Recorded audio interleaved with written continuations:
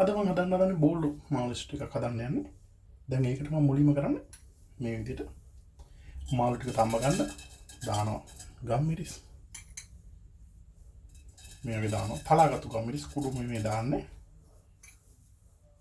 ටිකක් දානවා මේ විදිහට. ඊට පස්සේ ඒකට දා ගන්නවා කහ කුඩු.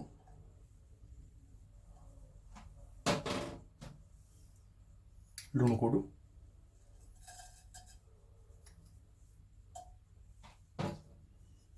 ඒකටම කුරුඳු පොතු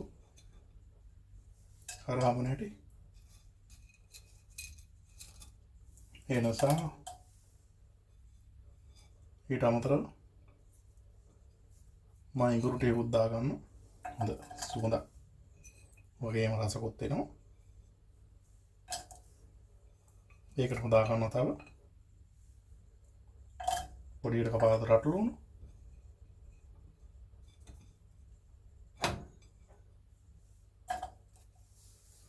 ඒක දාගෙන ඊට පස්සේ මම දාගන්න මම මාළු කිලෝ එකක් අරන් තියෙන ඉන්න මම දාගන්න විනාගිරි මේසෙදි 5ක් 6ක් විතර. ඕල පොඩ රස බලන්න. මොකද සමහර විනාගිරි තියෙන ගොඩක් සැර නෑ සැර අඩු එක තියෙනවා. ඒකට බැලන්ස් කරලා දාගන්න. මම දල වශයෙන් දාගන්න විනාගිරි මේසෙදි 5ක් 6ක් විතර.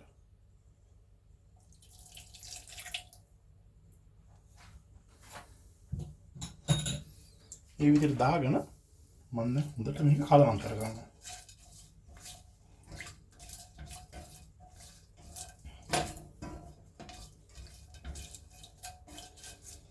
දැන් එහෙම කලවම් කරගත්තට පස්සේ මම මේ මාළු කෑලි ටික මේකට දාගන්නවා. දැන් මේ මාළු කෑලි ටික මෙහෙම හොඳට කලවම් කරගන්න ඕනේ. ඒ කියන්නේ විනාගිරි මේ මාළු වල හොඳට දැවෙట్లా මේ කහයෙම හොඳට දැවෙටනකම් මේ හොඳට කලවම් කරගමු අපි. මේ විදිහට හොඳට කලවම් කරගෙන දැන් අපි ටික පත්තු කරගෙන මේ මාළු ටික විනාඩි 5-10ක් විතර අපි තඹ ගමු. මාළු ටික කැඩෙන්නේ නැති යන පරිස්සමට මෙහෙම අනිත් පැත්ත අරගමු. දැන් සෑහෙන තැම්බිලා තියෙන්නේ.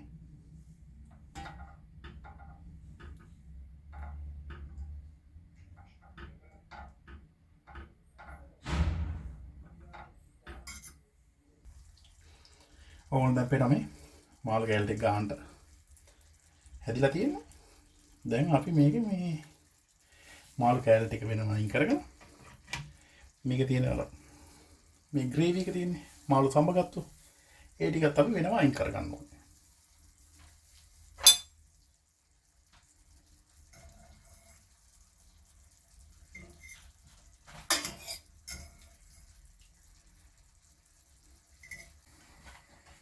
මේ විදිහට මාළු ටික අයින් කරගත්තට පස්සේ දැන් මම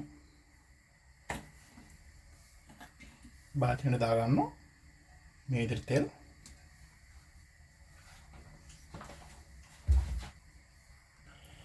තෙල් ටික හොඳට රත් වෙගෙන යනකොට මම මුලින් මේකට එකතු කරගන්නවා තලාගත්තු අබ ටික. අබ කුඩු නෙමෙයි පොඩ්ඩක් තලාගෙන තියෙන්නේ. මේ ටික මෙහෙම පොඩ්ඩක් බැදෙන්න දෙමු අපි මුලින්ම. ඒ ටික බැදුනට පස්සේ මම මේකට එකතු කරගන්නවා පොඩියට චොප් කරගත්තු සුදු ලුණු. ඒත් එකම ඉඟුරු ටික. ටික දාගෙන හොඳට කලවම් කරගෙන පොඩ්ඩක් ටෙම්පරාදු කරගමු බෝල්. ඒ ටික සුවඳ ගහනකොට මම ඊළඟට මේකට එකතු කරගන්නවා මාළු මිරිස්.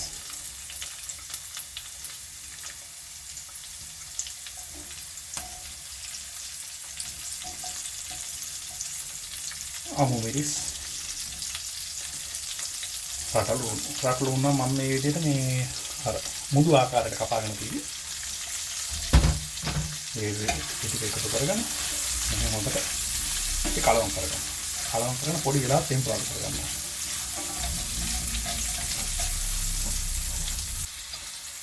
දැන් ලුණු මාළු බේස් ටික විනාඩියක් දෙකකට ටෙම්පරාදු වෙලා තියෙනවා. දැන් මම මේකට එකතු කරගන්නවා තක්කාලි ටික.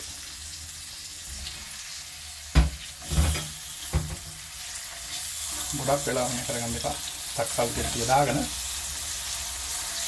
දැන් ඊට පස්සේ මම මේකට එකතු කරගන්නවා තඹගත්තු මාළු කැලි ටික.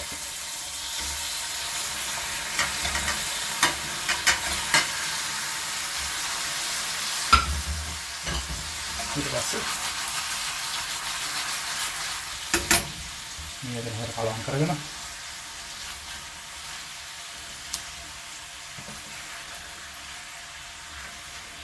දැන් මම මේකට දාගන්නවා මාළු තඹගත්තු ග්‍රේවි එක තියෙන.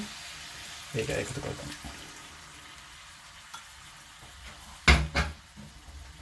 ඒකත් එකතු කරගන්න. මේ විදිහට හොඳට කරගන්න.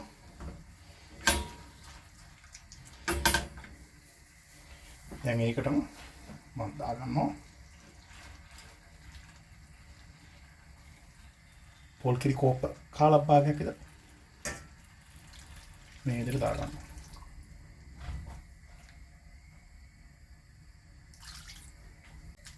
කලවම් කරගන්න ඕනේ. දැන් මාළු කැඩෙන්න බලන්න. මේ විදිහට කලවම් කරගෙන කිරි කැටි ගහන්න දෙන්නේ නැති වෙන විදිහට පොඩ්ඩක් හොඳට කලවම් කරගෙන මේක අපි හිඳ ගන්න ඕනේ.